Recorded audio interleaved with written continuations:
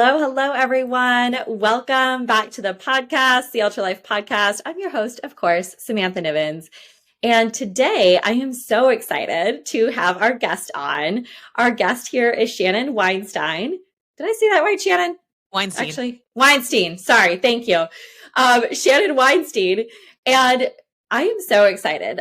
Shannon is a fractional CFO for growth-minded business owners, a CPA, and a true teacher at heart, y'all.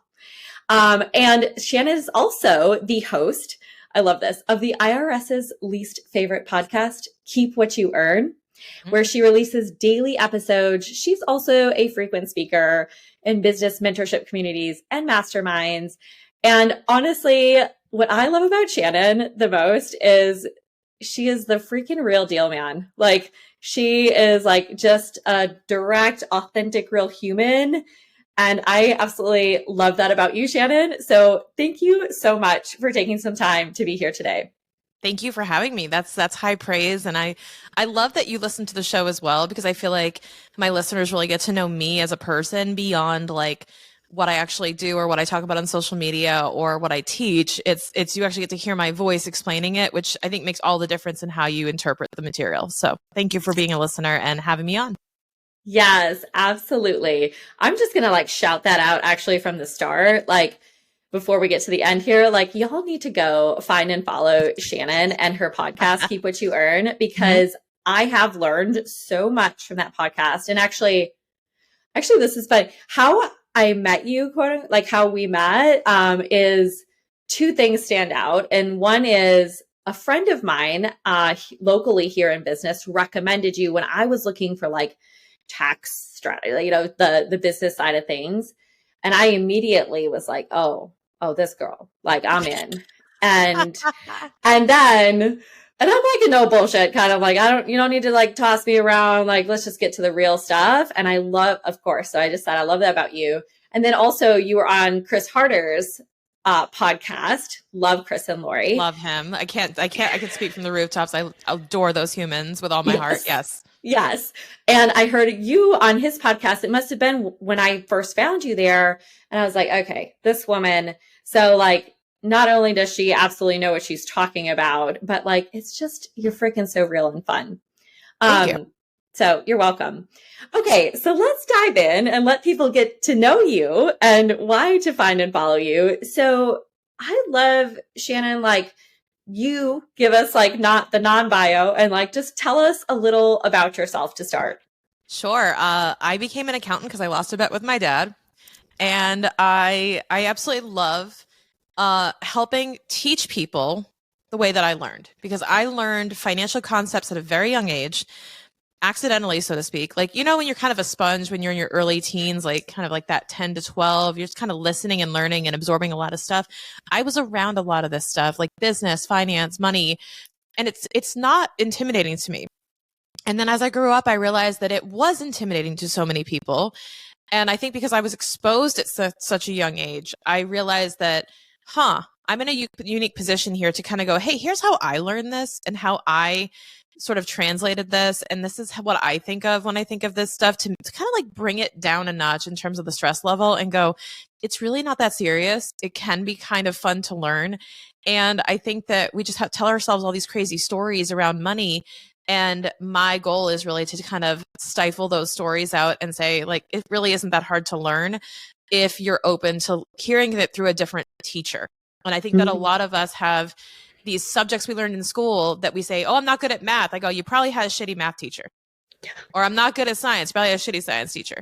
Because typically the teacher will help you generate a passion for whatever it is you're doing. I was lucky enough to have a great teacher in my father, but a lot of people never learned this stuff because they didn't have good teachers or their parents were afraid of this stuff, and that got passed along. So basically, my whole reason for being on this planet in my mind is to share what I know with others and help them unlock their own ability when it comes to their finances.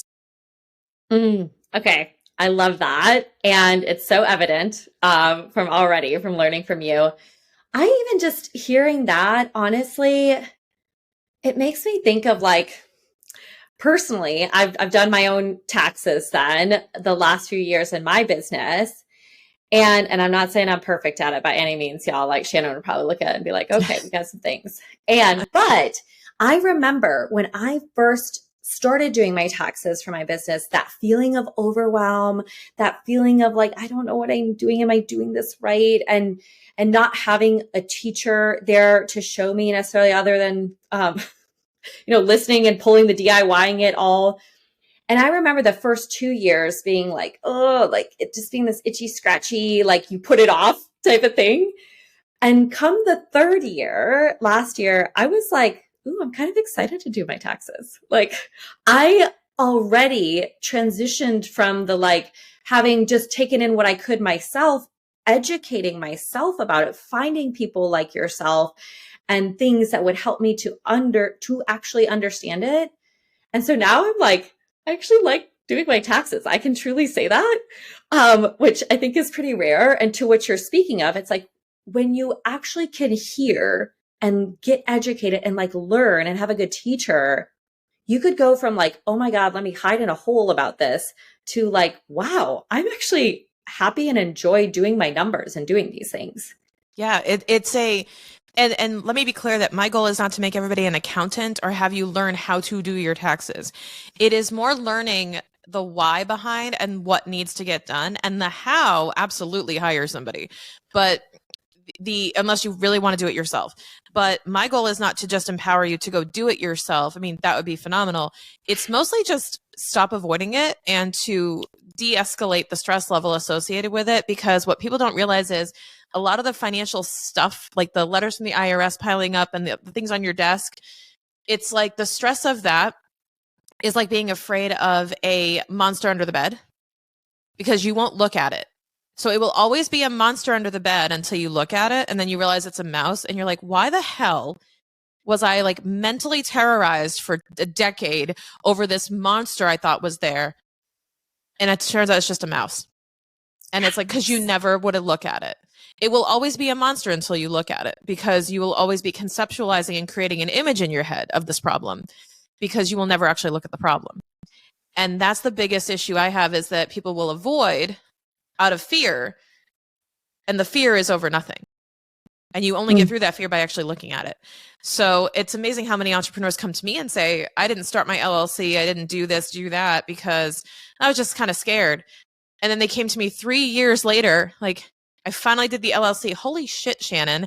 It took me 15 minutes. And I go, yeah, you've been putting that off for 3 years. I told you it would take you 15, 20 minutes. And they're like, I thought you were just like bullshitting me. Like they're going, I didn't know it was really, I was like, no. Like it takes me 10, it'll probably take you 20. Like it's fine. But they just go, wow, this is like so much simpler than I was making it out to be. I had myself all worked up because of the uncertainty of this. And I go, yeah, I'm just trying to bring you like back to earth and say, I'm just going to show you what this entails. So you're like, oh, so all I have to do is step A, B, C. Yeah, cool. I can outsource those things, but at least I know what step A, B, and C are. And I know what has to get done. And that gives you all the power in the world.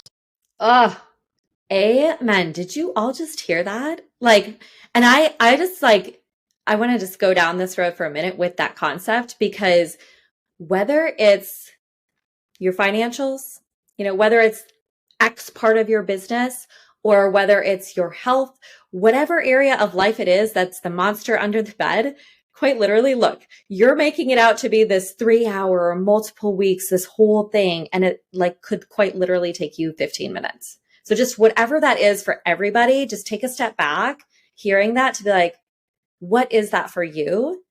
And then Shannon, I want to ask you then with that, it's like, that's what you help people truly do then so what do you do to help them look at it? Like, what do you feel like actually is like, okay, let's go from the monster to like this one thing we need to do for 15 minutes. Yeah. So even my CFO clients who are in the 7 and 8 figures struggle with this, which is kind of funny to think about, because it's not just your early stage people. A lot of people carry that even when they're in their 7 and 8 figures. Like that doesn't change.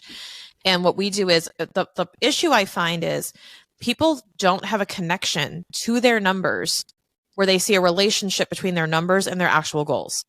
So, and not talking financial goals. I'm talking, there was a client that came to me and said, the one thing I really want to do with my business is send my daughter to private school. I really want to send her to private school. I want to be able to afford this tuition. She's not preschool, but I think she's in elementary or middle school, right? So she wants to go to a private high school. So she's like, I have 2 or 3 years to save up for this, and I want to make sure I can afford it. So, okay, well, what are you doing to do that? And it's just kind of this like, well, I'm selling a lot, I'm doing this, I'm doing that. And I'm going, well, like, what profit do you have to hit in order for, like, what profit does your business have to hit in order for you to say, I can now afford, like, what does I can now afford private school look like for you? She didn't know. She just knew how much the price was, but she didn't know how to translate that into the day-to-day activities of the business and translate that into the numbers. And I said, well, actually, if you look at it, let's just break it down for a second. And we sat down in a power session and I did this with her. And I said, listen, you need an extra, based on all of your numbers here, we backed into it and we landed on, you need an extra 10,000 of sales per month in order to generate the 2,000 of profit per month that you need in order to afford this.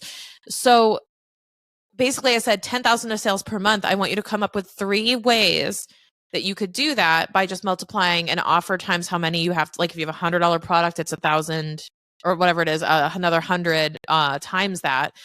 Or if it's a $10 product, it's 1,000 customers, whatever it is. What do you have to do to generate that? And she basically said, I have to sell 10 clients. And I go, cool. What are you going to go do now? Like what?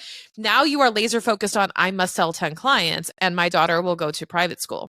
Now you have a connection to your day-to-day activities through the numbers to get to your personal goal.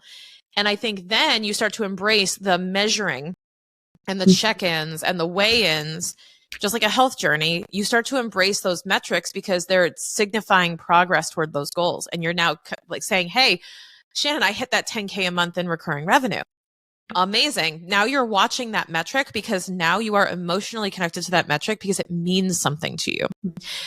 If the metrics don't mean anything, then they are arbitrary numbers. And I also realized this going to the doctor. I had my blood work done and the sheet I got was like the numbers of all my scores, if you will. I don't know. I call everything a score. I'm an Enneagram 3. Like everything is a score.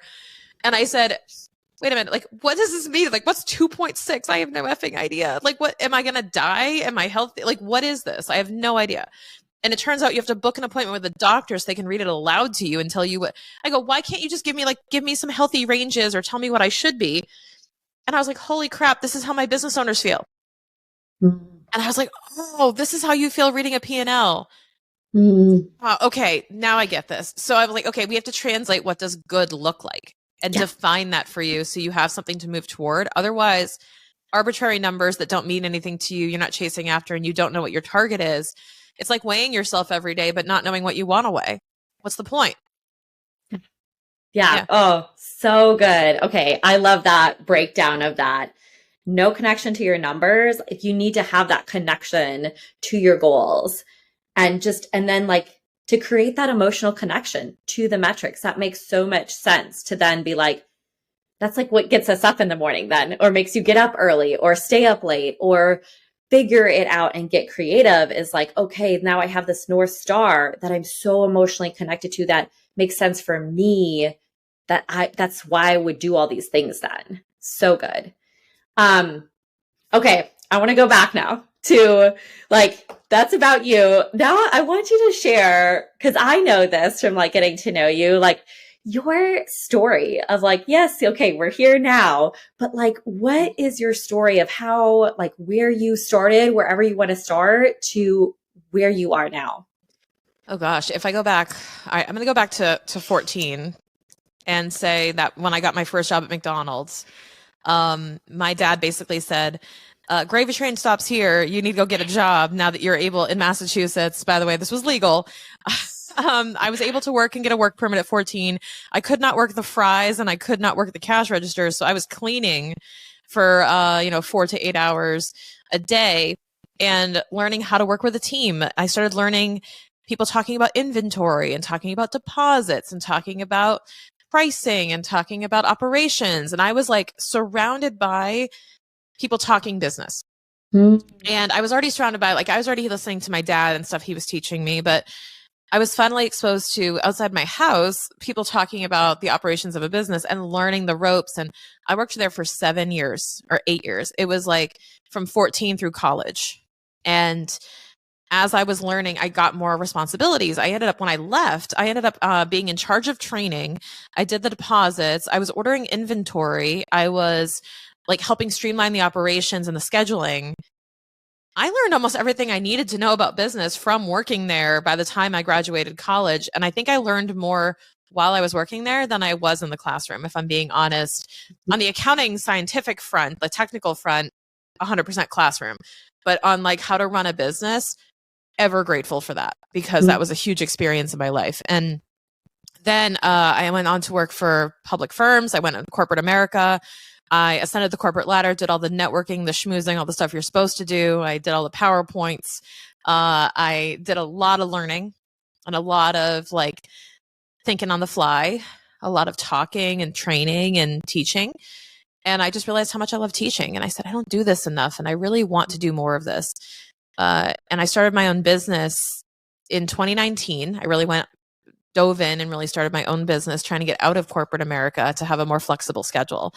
And that's really when it kind of started. And I started really dipping into figuring out, how I could help people and what my superpowers were, and leveraging that background that I had, which I did not know was so unique, and figuring out that, hey, a lot of people I know don't know this stuff. Maybe I should teach them about it because I think this is easy. And that was actually the advice my dad gave me when I was 16, when I took an accounting class. Like I said, I lost a bet with him. I should explain that. The bet I lost was, Shannon, take this accounting class they offer in your high school. If you hate it, I'll never bug you again about becoming an accountant. If you love it, though, you got to major in it. And I was like, well, there's no loss here, right? Because if I actually love it, then I love it, right? So like, this is win-win. You're on, whatever. That's a good bet, because I don't want him to bug me anymore.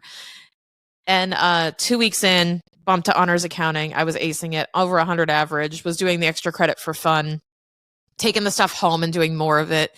My dad was like, ha, ha, ha. This is great. And he actually sat me down because I wanted to be a language teacher. This is fun to unpack, is I actually wanted to be a Spanish teacher because it was my favorite subject. I still speak Spanish, and it's one of my favorite things that I kept. But I wanted to be a Spanish teacher, and my dad said to me, Shannon, if you're going to teach a language, I'm telling you, this is the language you should teach. And he was talking about the language of business. He's like, this is the language you're meant to teach, because you can speak Spanish doing a whole bunch of different things. Don't get me wrong. Like, please keep up your Spanish. Amazing skill. Please keep doing that. But you need to study a skill. You need to study something that will be a profession. You need to make money doing something. And you can speak Spanish while making money doing something. So he's like, I don't think that is the thing. I think you should explore this because you understand it and you can teach other people it. So he knew I wanted to teach other people, leverage my language, and build relationships. Those were like the big things for me. And so instead of becoming a Spanish teacher and taking that super literally, he showed me how I could use what I wanted to do and apply it differently in accounting. And that is really where everything kind of set me off on that trajectory. Okay. So good. I have pokes from that even. Yeah. I love you sharing the McDonald's start. Like, didn't we all start at like fast food or service restaurant? Like, I was like, yes, first, I guess I'll call it real job at a restaurant at 14, but I actually had a paper route when I was 11 years old, and I put it in my brother's name because he was a year older than me, and I could not wait. I was like, I'm putting this in your name so I can start working. Yep. So we all started somewhere, but it's good to hear those like humble beginnings. And I mean, what experience that gave you. Okay. So I was curious, how long did the corporate thing for? Oh, so that would be, if I'm doing the math, I graduated in 2008 and I left in 2021. So technically 13 years, but various careers in between. So doing auditing, then consulting. I even worked at a SaaS company for a while. I did internal audit in an aerospace company. Like, I jumped around a bit, but I spent 7 years, and that's the biggest memory I have is building my career and kind of getting raised into my career at a Big Four firm. Okay. And I wanted to like ask that because it's just to show everyone, because then you started your business in 2019. And can I ask How old were you when that was? I have to do the math. I'll tell you, once you cross 35, you're like, I hold get on. it. I don't know how old I was. I was born in 86. You guys do the math. I was, what is that, 33? I want to say, because that was 4 or 5 years ago. Yeah, I was Yeah. 33. Yeah. Yeah. Okay. Okay. Yeah. Good. And I just want to like, no, I feel you. I feel you. I just want to like point that out because especially I'm 39, like, and I feel like I've had this shift and switch at this age. Like you've probably heard, like, you know, when you hit like your late 30s, early 40s, you kind of just don't give a fuck anymore. Like Mm-mm. you start to like, and also like you start to know who you really are. All that stuff, if you were not, you know, shown different opportunities or doors open or somebody like kind of having that, you know, guidance like your dad gave you. And we all just got into the whirlwind of like, you know, have a kid, get married, go to work for corporate. And but then you pop out and at some point, which you did when you decided to start your business, you're like, hold on a second. Is this how I want to live my life? I'm not sure actually. So just to give like the insights even of like somebody could be doing their corporate thing for 5 years, 10 years, 13 years, 20 years, and it doesn't matter. You can still decide to pivot and change whatever age you're at, whatever amount you've been in your career so far. It's like I feel like it's when you have that eye-opening, like, hold on a second. Is this really all there is? Like, is this what I'm really doing? That's your like grab onto that. So I kind of want to go there. Like when you decided to start your own business, like what was going on that had you be like, wait a second, I'm not going to do this route anymore. I want to start my own business. Well, I always had this like itch to start my own business. It was always kind of a dream of like, I would love to do that one day. Um, and I basically was waiting around until I felt ready. And spoiler alert, that never happens. Um, never. Like I blink, I wake up, and I was actually talking about this with a friend of mine last night, and I was texting with him, a former mentor, and he had said to me like, "Isn't it unreal? Like how far you've come?" And I go, "Yeah." When you think about it, like 5 years ago, I was doing X, Y, and Z, and I go, I can't believe that was 5 years ago. Like it feels like I blinked, and here I am. You know, the show is almost 3 years old. Like, what the hell happened? Um, so, so basically, what had really prompted me to really like finally, we'll call it scratch that itch, so to speak. Like, I've always wanted to do it, but I never took action. Was that I was really, we were entering into a time where my husband, who has had, I want to say, 8 back surgeries and several operations done, where he, you know, he goes through a lot of pain. It's really not easy to be him and to carry on. He had his own business. He ran a waterproofing and foundation repair company. It was insanely difficult for him to operate that business, be the leader he needed to be a role model for everybody, but also be hiding how much pain he was going through physically all the time and just kind of power through it.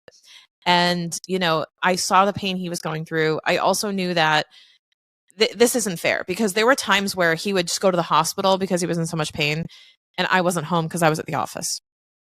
Like like I would be traveling for work because I was in audit or consulting, right? And I said, okay, at a certain point, I can't do this anymore. Like I shouldn't be an hour and a half away when my husband needs me. I can't sleep at night knowing that like when I leave for work in the morning, like I don't know what's going to happen while I'm gone, you know, or when I'm traveling. Like there were a couple times where he would trip and fall, or where something would happen and I wouldn't be home. And I was like, I'm sick of this. I'm just sick of not being there or not being able to get there to help him.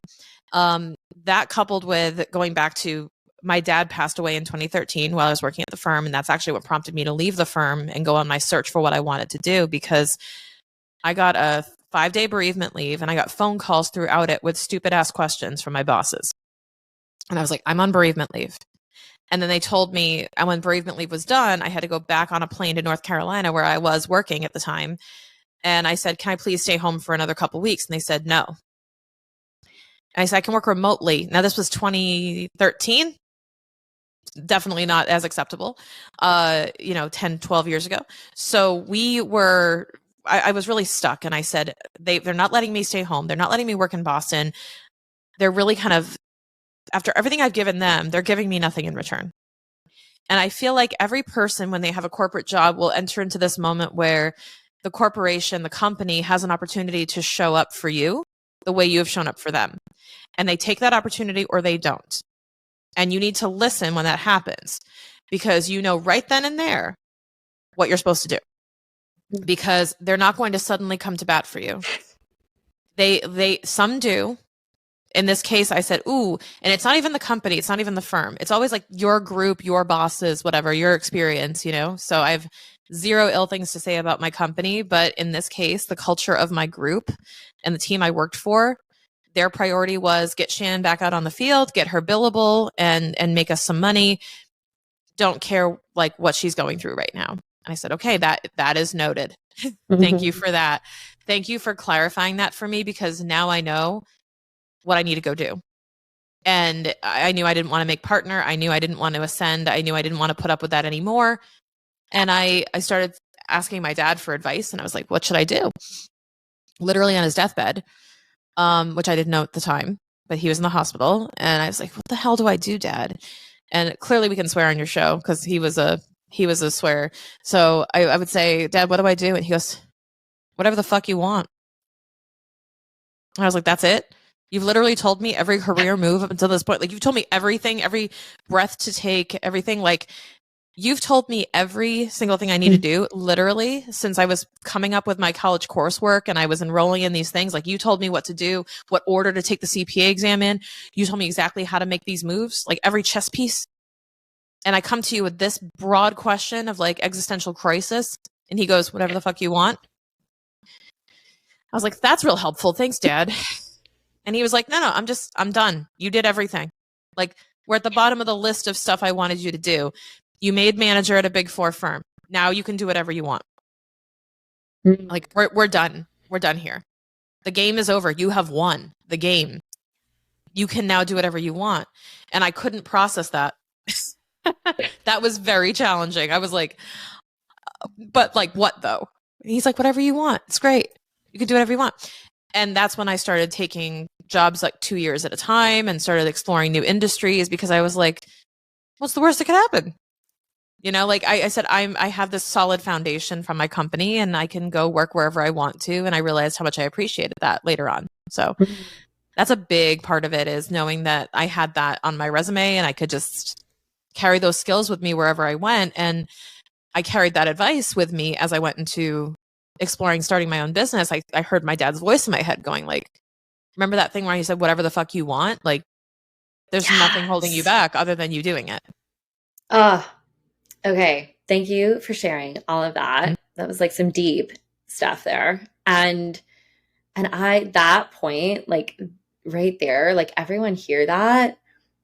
I love it. Like, I feel like your dad's with us. Like, whatever the fuck you want. Like, I think that's, and I'm sorry, like, I get a little emotional even like hearing that, because it's like, I think what I've seen and realized even, and my clients even, is so many times we're like, no, we're like, no, somebody tell me what to do, or tell me what I should do, or we're looking to society and culture and what we're told to do. And to have the permission, it's like, this is like the permission, like we all need to just like do whatever the fuck you want. And then part 2 to that is like, so just everyone like full permission. You got it. You've got like someone up angel looking over you. And you earn it. You earn it though, because this is what my dad taught me. Because if I did whatever the fuck I wanted, I would have been a Disney animator and I would be unemployed right now. Right. So there's a part 2. There's a part to that. Yeah. But my dad was not some inspirational guru. He was a guy who looked like Peter Griffin from Boston and drank a lot of Diet Coke. Like that, he's no like, sage here. However, he said he would have me earn my way to whatever the fuck I wanted, because he knew that I did all the steps that would earn me the choices. Yeah. So he kind of had this philosophy of like, Shannon, you're going to have choices, but you're going to earn those choices. And I'm just going to make sure that while I'm here, you are earning every choice that you can possibly have, so that when I am gone, you have an abundance of choices in front of you. That is really what he was doing the entire time. But in his way, he was saying, take this class, don't do this. take the exam, work here, stay 5 years, promise you. Do this, do that. Every little step of the way, he would tell me what to do, despite me wanting to do something in the opposite direction. I did not go willingly all the time, but he would say, I don't think you should leave. After I went through a serious issue with my company and I ended up in a deposition, actually, I was not in trouble, but I was really affected by this experience at my firm at my second year. And my dad said, Shannon, stick it out. Stick it out for 5 years. I promise you it will be worth it. Do not leave. And I listened to him. I had an offer on the table in front of me for nearly double my salary. And I didn't take it because he said, I promise you, please stay. You will regret doing this. And I don't know what came over me, but I listened to him, even though I didn't want to. So there are times when they know best. And he really did. Like, he wasn't a parent who was like, do whatever the fuck you want ever in my life. And that's why this shook me, because I was like, what? Like, in 30 whatever years or 20, what was it, 26 years when I was, when he passed, 26 years, you really, now you kind of just like release and go, whatever you want. But I also think that because he was victimized by this disease, he had liver cancer. He also adopted a new mindset of life's too short, do what you want. And he really kind of drilled that into me. So that's really where it comes from. And I try to live by that all the time. Yes. And a couple of things there even is like, okay, right. It's like there's an earning it factor. Like, we don't want to all just be like willy-nilly about do whatever that you want. Yeah. Like, we want to make sure that when I think about that in business or whatever that thing is that somebody wants, it's like I still have my day job. Like, I'm not just quitting my day job to be like, oh, I'm gonna go like start my business and it's gonna be the best thing ever and it's gonna work out. Like, I am earning it. I am earning, like, I'm putting in the work now to be able to get to that point. But like, there are things we can do to earn it. Like, so I think that's good to put that as a part of that. Is like, we don't want to just be like, well, I'm just going to be the next Van Gogh and I'm just not, I'll work at McDonald's the rest of my life until I get a hit. It's like, build skills like you did, like build the skills and things you need while you're still doing like your day job or whatever it is to get there.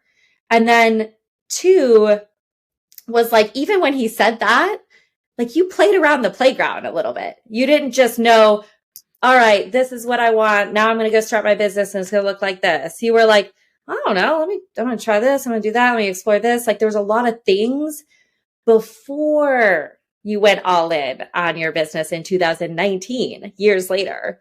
Yep. So I just like, it's good to see, like, it doesn't have to look so black and white when we're saying that of like, okay, just quit your job, leave your partner, whatever it is. Like, no, just like, it wasn't erratic. It was calculated to some extent, but it gave me permission to like ride the lazy river as opposed to try to like generate the current, right? So it was like less effort. And I said, you know what?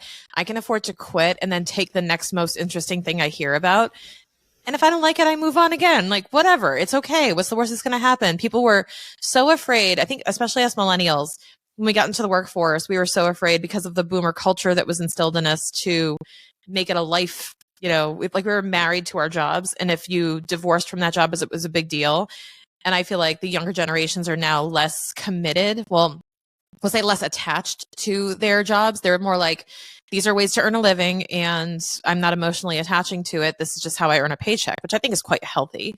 But we were really taught to embrace these careers as though they're part of us as humans. Like, what we did was who we are.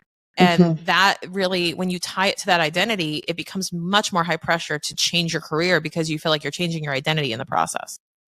Yes. And I think that part of it too is like the permission, and for everybody, because even thinking about a career change or doing something you love, to say whatever the F you want is like, okay, it's just permission. That's still take the steps, but there's so much permission that we can actually do what we want. Like, build to it. It doesn't have to be this like overnight thing, but just that permission, I think, is so powerful. The other thing, it just even in that story, is like the support in your corner. Like the support that your dad, like, you just gave us so many examples of how he really was your support to be able to make these decisions and have your back.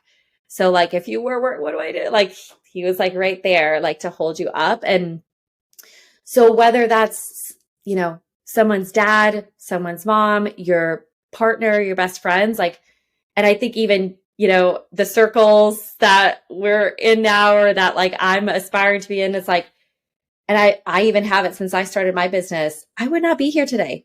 Like in my business and even in my ultra running career as a mom, like we all need to have like, who's your support that is quite literally like saying, holding you up and helping you make those decisions. If you don't have that, that's a key piece that's missing. I agree. It's really, and you really appreciate it after the fact. Because what you may not realize is you have that, but you won't know you have it until something's challenged or something's resisted, or then you go, wow, like I thought it was just my dad being my dad. And now I look back on it after his passing, unfortunately, and I really start connecting the dots and I go, oh my gosh, I know exactly what he was doing now. This is insane. Like, I wish I could thank him for this, because the last time I saw him, I was working at the firm. He has no idea I got married. He has no idea I have a podcast. He has no idea I have my own company. Just has no idea what I did or that I worked in sales or anything. I know he would be super proud of all of it. And in a weird way, I feel like he does know. But at the same time, I'm like, it's just crazy to think that all of this happened even without him, because of that springboard he gave me, where I'm like, you know what? The biggest, highest compliment I can give him is say, I didn't need him for this, because of all the work that he put in raising me the way he did. That I'm like, I don't need you to tell me anymore, because you kind of gave me permission to go and find my own way and figure out what I wanted to do and prove that I could excel at it even without the guidance. Yeah. Yeah. So good. Okay. So you started your business. Yes. We had that pivotal, some tipping points, some tipping moments in life. So tell us like because it's been 5 years now. So, and Crazy. Tell us kind of that trajectory of your business from like starting. And I feel like, I mean, these are my eyes, right? Like we don't get to see, but like to be able to like start $0, getting started, totally new concept to where you are today. Like I would, the quick version story of that. And then even like some lessons you learned along the way. Cause I think it's, again, easy to be like, oh, great, started your business, doing so well. And it's like, well, it's not exactly just that straight shot. No, it's not, definitely not. The slope is not like that, but it never is. And everyone knows that. It's just that it's a question of how long will it take you to get to what destination, and how many stops on the way. I think, let's see. So my journey really started, the idea for my business started because I teach fitness part-time. That's another part of what I do. So I taught Zumba for nearly 10 years. I still do from time to time. And I was in this community of women that were also teaching. Well, women and men, but mostly women. And we would talk, the instructors would talk after class. Like it was my one exposure I had, because understand, when you're an accountant, you work like 12-hour days with other accountants. It's this weird, like, I don't know. It's like a mentality where like you just assume everybody else is an accountant because that's all you interact with on a daily basis. So you just talk to people and then you don't realize, and accountants do this all the time. It's like, we don't realize like how to talk to a human, or we don't understand that you don't know the jargon because we're just exposed to other people who know it all day long. Same thing with fitness. It's like you start saying like VO2 or VO2 max, and it's like, what are you talking about? Is that a car? What are you doing? So you start adopting these like this vocabulary and these other things. I would go to my colleagues in fitness and then they would ask me like, the hell is a 1099? And I'm like, you know what that is? And I wasn't trying to be judgmental, but I was really curious because I was like, how do you not know what that is? Like I learned this when I was when I was 12, when I was 14. And it's like, oh shoot. Then I started unpacking it and I go, wait a minute, rewind, like the little like, and I'm like, oh, I know why I learned this. And like, that's not everyone does that. Okay, got it. Like I started piecing together what experiences in my life were different and then other people's. And I really started to relate to them and say, oh, okay, listen, got it. Like you didn't learn this. Cool. Let me explain it to you. And I kept putting reps in and explaining this stuff to people. And I used a lot of fitness analogies, which is why I still do, because that is part of my background as well and what I studied. So I know a lot of these like core concepts that will parallel. And I realized that I could really help people doing this. So I started a company called Fit Financial Solutions, which is actually the original name of my company and my legal name. So that's how it started. I then met, and through the fitness industry, I met my future business coach, my first business coach, Jess Glazer, who's amazing. And she helped me with like, I originally wanted to look at maybe doing more in fitness or just having more of a social media presence. I was inspired by her knowledge. We sat down and I was like, I did have this other idea to build a business off of, and I want your thoughts on it. And I showed her my logo for Fit Financial. And she goes, oh, we're building this. I'm going to show you how to build this. And I'm going to put you in a room full of your ideal client. And we're going to rocket ship this off. We're going to launch it. Okay. And I just trusted her. I spent $3,000 of money I really shouldn't have been spending. When you're a W-2 worker, like that means something. That's a good amount of your money. So I spent that money and I invested it, and I spent the next 3 months learning how to build a digital business and hit a lot of like, it's kind of that bumper lane. Like you keep whacking the sides of stuff and you're just trying to play around in the sandbox and figure out where stuff is. I did that in 2019, 2020. And then I just kept putting the reps in. And I feel like next thing I knew, I was doing what I'm doing right now. I started a podcast. I really leaned into how I explain things and how I teach people, and people were resonating with it. People like you, Samantha, like people were saying, we need this because you explain it in a way that I can actually listen to and I can relate to. And I was like, I do, like, not questioning it because I felt like I was, but I said, oh, it's working. Like, oh, this is actually helpful. This is what I should be doing. This is like what my dream was this whole time, was to teach people. So it gave me an outlet to do that. And I think that's been the most rewarding part of it, is just building up that reputation and that brand for being an educator first, and then happening to be a CPA. So I'm an entrepreneur and an educator who happens to have a license because I spent a good amount of time in that field. But people approach accountants a little bit differently. And I'm trying to kind of break that stigma and say, we're not all boring, but also like they can do better at serving their clients by approaching them as humans and not as simply pieces of paper and numbers and EIN numbers. So I'm on kind of a mission to elevate expectations on both sides of the table for that. I love that mission, and it's coming through. Mm-hmm. and what you just shared there, I think, well, a couple of things is like, you went for it, right? And you invested in the beginning, even though it was a digital business. Like, so you put your money where your mouth was, like quite literally, to start the business. And I think that is something like everyone can take away of, like, if you're going to be starting a business, you're looking to go that direction. Like, and I did the same thing when I started my coaching business. I had a $2,000 investment that I didn't have, that I put on a credit card. But you know what? I would not be here today if I did not start that way. You need something. You need something to like prompt you to start. You need like an enrollment date. You need to show up to class. You need it's just like fitness. You need to have a group exercise class that starts at 8 a.m. with or without you. You need a gym membership or a trainer that's going to be mad at you if you don't show up. You need that accountability. And when you pay attention.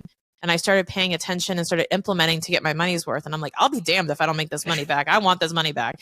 So I was committed to it. And that's really what started it, is I was motivated through that to make it work. And I saw myself learning, and it was just so much fun to learn all these new concepts about building a digital business. And now it's crazy to think that 5 years later, I'm like teaching other people it. And, you know, it's been so much fun. And okay, yes. Okay. And I love the other part of that. And even just that, like the fun part about entrepreneurship, the fun part about doing what you get to do is like, it is fun, y'all. Like, so whatever that is, you know, also follow the fun. And if it's not feeling like fun, you might want to check in with yourself, whether you're an entrepreneur or you're in corporate, like either way, because it should feel, there's got to be some fun within the actual putting in the reps. And then, man, this one just like keeps being like a theme and is like even something I teach my clients. It's like, you like looked back and when you like, you're like, you've always been this educator. That's always been your like superpower. And you're like, just naturally what comes to you. Like that's part of Shannon. Mhm. And I think for everybody, I feel like I'm even going through this now. It's like, you know, I even think about this like in diet and exercise. And it's like, stop trying to do the thing you think you should do, like keto or low carb or this workout for 60 minutes and 4 times a week, and start doing what the fuck you want to do. Like, and what comes natural to you. What you And enjoy. what you enjoy. And it'll look where you can go. Like how successful you can be if you start to do you versus what we should do or the, you know, that right way kind of talk. Um, oh yeah. So many good takeaways there. Okay. So I wanted to ask even because you've done it then, like you've started and there's been the bumps of always that are going to be there in this like not so linear. I want to like, you've mentioned some things already, but like, tell us about like the inside scoop of like, Mhm. we see the business but like kind of tell us the inside scoop of life, like what your life looks like while you've been building this business, where like with your husband, I know you've like had to be home to help him then. You want to be Mhm. home to help him, but like Yep. that's just like I'm a mom and I'm an athlete and I take care of the house because my partner's gone most of the time. Like these are roles I have to do while I run my business. Yep. Tell us a little bit about that for you. Yeah. Well, the one that stands out is when in 2020, there's a backstory to it, which I talk about on my episodes. So I'll let you unpack that there. But we purchased a home in Costa Rica and we lived there most of the year. And in 2020, we bought the house and we've been there ever since. And we were doing more real estate there and spending more time there. And up until recently, Jason, my husband, has started learning Spanish. But up until then, I was the go-to. I was basically the foreman in the on the construction site. So it would be like he has a construction brain. He is like, home improvement. Like he is the guy with the tool belt and the flannel shirt and the jeans, like the boots. You know this person.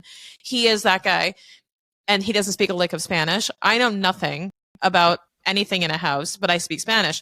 So you can imagine these two people trying to like, he's like, tell him to, do the thing to the thing to the whatever. And I'm just going, I don't know what that is in English. Like, I don't know how to translate that into Spanish. And I'm like, tornillo, something, screw, I don't know. And then I'm like looking up how to say things in Spanish that are hardware terms. And it was just really funny because life looks like, I'm doing a lot of we'll call it administration in the house, like coordinating, the contractors that were coming in, coordinating stuff with the real estate portfolio. I have a lot of like at home responsibilities, as does my husband. We're both quite busy. He just exited his business actually. So now things are changing because now he has free time and he's doing more. And we're kind of shifting these different responsibilities around. But I would say like keeping track of stuff, I have to kind of be on top of everything. So I feel like I'm quite literally I have a headset with headphones on, but I feel like I'm that like stage manager that I was in drama club in high school where I'm like with the microphone on trying to hold it all together. So that definitely is the role I fill here, and just trying to make sure that all the bases are covered and that everybody's got what they need, and we have food in the fridge and we have the house is clean, and we're able to do what we do. That's basically what's front of mind for me when I'm at home. Yeah. Yeah. I love to like share that real life behind the scenes because it can seem like, oh, again, like that's great. Like just working the business. And it's like, we all have our adulting responsibilities 100%. and to not let that hold anyone back. Like, don't let that hold you back of like, to make the money, to build the business. We all have our things to do and and I don't know, like, is there anything on that that's helped you to be able to be like, you've got a full plate, just like we all do, and you're still building your business very successfully. Is there Mm-hmm. anything that's helped you to navigate that balance or to do that more effectively like to use your time more effectively to do all of these roles? I think what it actually kind of flips back around and says, like, in order for me to do that, I have to make decisions rapidly for my business or otherwise. I've had to learn how to make decisions rapidly because I don't have time to sit in the feelings or sit in the analysis of stuff. And again, Enneagram 3, but I make decisions quite quickly to say, well, the worst case scenario is if that's wrong, we do it differently next time or whatever. Like, I just move on. I go, let's do this, move forward, and on to the next thing. I don't sit in those things too long and dwell on them. And this kind of circles back to like my original point, right, about the monster under the bed is I don't let things fester. I just go, let's just address it. Let's get it over with and move on to the next thing, because there are like 10 more things coming at us that I see coming down the hill. And if I spend too much time on this thing, now I just have 11 things.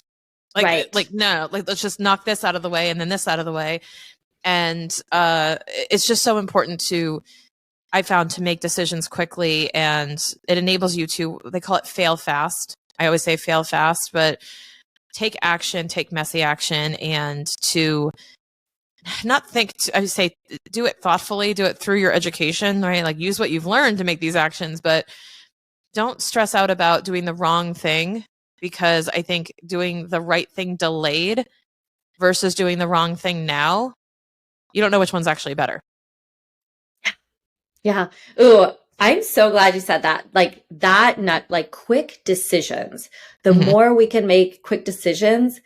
And I actually think I've had this thought lately of like, I think it's actually a superpower of mine or any of us when you have a full plate and a full life, like that it forces us to, that's the option, is a quick decision.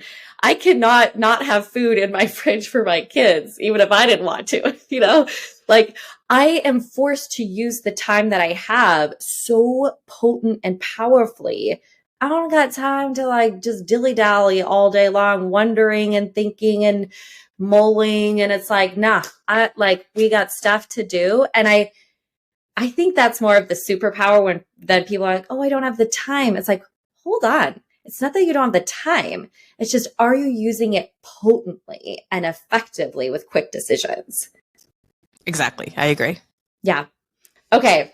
So my other big kind of question or thought I was thinking with your entrepreneurship journey, or just in general of like how you've done things, is like, what's something that you feel you've done different in your business than like whether it's something different than in your industry of like what you offer and what you do, and or like something quite literally like in business that like you do differently that's allowed you to be successful because of that? What I do differently, I would say, is, like I said, it's the making the decisions quickly, but I would say it's really about focusing more on what someone wants than what you want. So there are things that you want to be doing in business or what you want to be offering.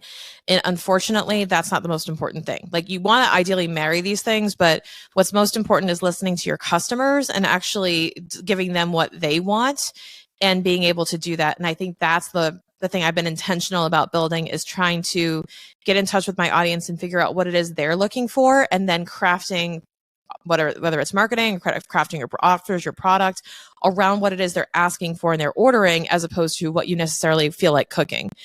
Because it's going to be a lot harder to find customers if you're cooking one dish, but it's not something that anyone's actually ordering. Ooh, okay. So good. Just like my Jack nugget right there. Okay. And so what about now that you are 5 years along here now and can look back, what do you feel are some of the foundational skills as to be a successful entrepreneur that you would want to share with people? Like, when you're thinking about those foundational skills, like if you're going to be a successful entrepreneur, these are like a few of the things you want to make sure like you have or you acquire. I would say networking and mentorship, if you want to lump those together possibly, but a really solid network of people who have been there, done done something that you want to do, that you can follow in their footsteps and learn from, and that will influence you in a positive way. And then I would say access to education as well. Like I would probably say network and then mentorship. And education through mentorship, but also education through just learning from people who have already done it, walk the walk.